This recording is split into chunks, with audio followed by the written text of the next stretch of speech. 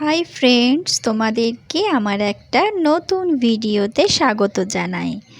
দেখো, এই যে ঠাকুরটা দেখছো, এটা আমাকে আমার শাশুড়ি মা দিয়েছিলেন।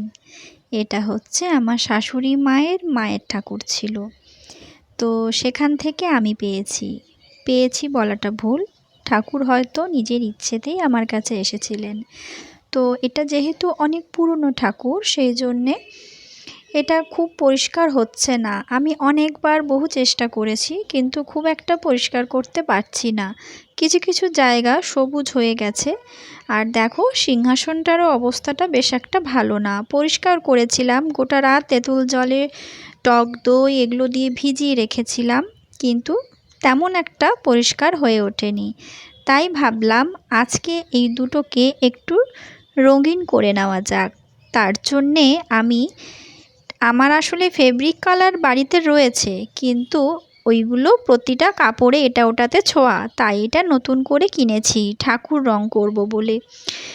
আর এই দুটো তুলি কিনেছি। তো দেখা যাক, ঠাকুরের অঙ্গরাগ করতে বসেছি। আজ লক্ষ্মীবার, ঠাকুরকে সাজিয়ে তবেই সিংহাসনে তুলব বলে ঠিক করেছি। তো চলো, তোমরা দেখতে থাকো এবং আমার এই লক্ষ্মীর ব্রত কথাটা শুনতে থাকো। প্রতি বৃহস্পতিবারের ব্রত কথা। দোল পূর্ণিমার নিশি, নির্মল আকাশ, মৃদুমন্দ বহিতেছে মলয় বাতাস। মলয় পর্বতে বসি লক্ষ্মী নারায়ণ, মনে সুখে দুইজনে করে আলাপন। বিনা করে হেন কালে নারদ মহামুনি, ভক্তি ভরে উভয়লে প্রণমিল তিনি। করজোড়ে লক্ষ্মীর সম্মধি ঋষি বর, এক কথা কহি মাগো তোমার গোচর।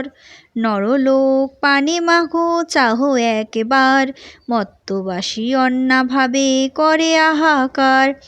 বলো মাগো কৃপা করি কি পাপের ফলে, মত্তবাসী নরনারী দুঃখে সদা জলে। শুনি লক্ষ্মী নারদেরে বলেন তখন, ধরাবাসে দুঃখ পায় পাপের কারণ। লক্ষ্মীরূপা নারী সৃজি পাঠানো মত্তেতে, আমারে ভুলিয়েছে তারা পড়িয়া মহেতে। লজ্জাদি গুণ যত রমণীর আছে, ক্ষণিক সুষের লাগে বর্জন করেছে। স্বামীরে না মানে তারা, না শুনে বচন, ইচ্ছা মতো হেতা সেথা করেছে ভ্রমণ। প্রতি গৃহে এইরূপ পাপের আগার, অচলা হইয়া সেথা থাকি কি প্রকার। শুনিয়া নারদ বলে বিষণ্ণ বদনে, কি রূপে প্রসন্না তুমি হবে নারী গণে। কি রূপে পাইবে তারা তব পদ ছায়া, ওগো দয়াময়ী তুমি না করিলে দয়া। নারদের বাক্যে লক্ষ্মী প্রসন্না হইল, আশ্বাস দানে বিদায় করিল। অতঃপর লক্ষ্মী মাতা বলে নারায়ণে, মত্তের দুর্গতি প্রভু ঘুচাবো কেমনে। শুনিয়া লক্ষ্মীর কথা বলে নারায়ণ, অস্থির হইও না দেবী স্থির করো মন।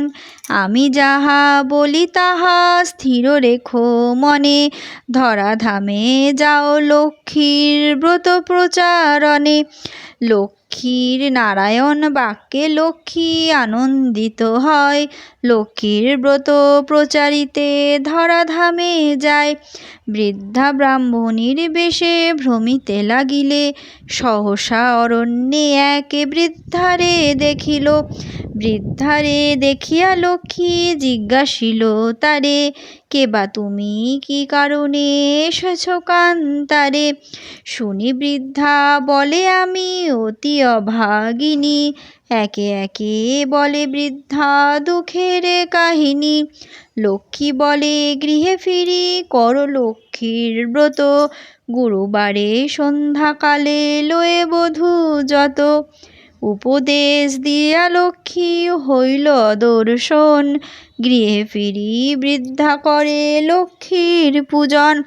লক্ষ্মীর কৃপায় তার দুঃখ দূর হয়, ধনুর সূর্যে পূর্ণ হইল তাহারও আলয়, পুনরায় গৃহে লক্ষ্মী করে আগমন, হইল বৃদ্ধার গৃহ শান্তিনিকেতন। মগধেতে বাস এক বণিক তনয়, দৈবযোগে এলো তথা ব্রতের সময়। ব্রত দেখি বণিক জিজ্ঞাসে নারীগণে, কিবা ব্রত কর সব মিলিবা মা গণে। সদাগর কথা শুনি বলে বধূগণ, লক্ষ্মীর ব্রত করিতে হয় মানস পূরণ। সদাগর শুনি তাহা বলে অহংকারে, যে জন দুঃখেতে থাকে সে পূজে লক্ষ্মীরে। সদাগর বাক্যে লক্ষ্মী কুপিতা হইল, অল্প দানে ছন্ন ছাড়া তাহারে করিল। সর্বস্ব হইল নষ্ট ঘরে দ্বারে দ্বার, দৈবযোগে আসিল সে বৃদ্ধার আগার।